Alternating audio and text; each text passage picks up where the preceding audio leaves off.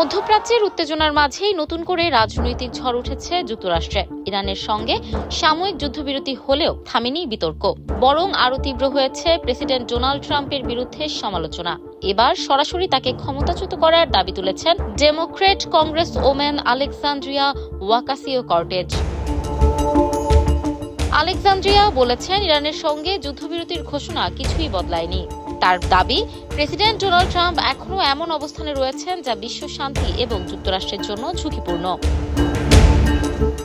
এর আগে ইরানকে দেয়া ডেডলাইনের শেষ মুহূর্তে এক সোশ্যাল মিডিয়া পোস্টে ট্রাম্প লিখেছিলেন, একটি সভ্যতা আজ পৃথিবীর বুক থেকে চিরতরে মুছে যাবে। এই মন্তব্যের পর তিনি দেশে বিদেশে তীব্র সমালোচনার মুখে পড়েন।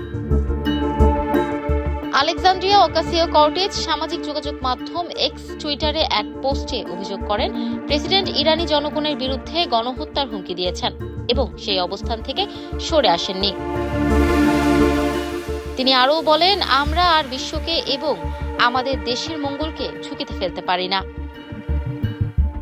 শুধু সমালোচনাতেই থেমে থাকেননি এই ডেমোক্রেট নেত্রী। তিনি সরাসরি ট্রাম্পকে ক্ষমতা থেকে সরিয়ে দেওয়ার আহ্বান জানিয়েছেন। তার ভাষায়, মন্ত্রিসভা হোক বা কংগ্রেস, প্রেসিডেন্টকে ক্ষমতা থেকে সরাতে হবে। আমরা বিপদের কিনারায় এসে গেছি।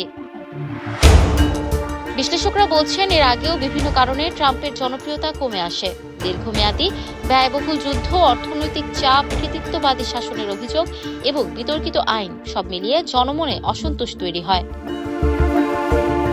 গত মাসে নো কিংস নামে একটি বড় আন্দোলনও হয়, যেখানে আয়োজকদের দাবি অনুযায়ী প্রায় ৮০ লাখ মানুষ রাস্তায় নেমেছিলেন, যা যুক্তরাষ্ট্রের ইতিহাসের অন্যতম বড় জনসমাগম হিসেবে উল্লেখ করা হয়।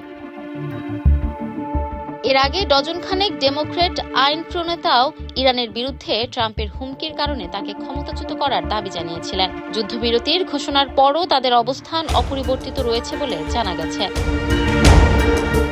সব মিলিয়ে আন্তর্জাতিক অঙ্গনে সাময়িক স্বস্তি এলেও যুক্তরাষ্ট্রের ভেতরে রাজনৈতিক অস্থিরতা যেন আরও বাড়ছে। এখন দেখার বিষয়, এই চাপের মুখে প্রেসিডেন্ট ডোনাল্ড ট্রাম্প কী পদক্ষেপ নেন এবং পরিস্থিতি কোন দিকে মোড় নেয়।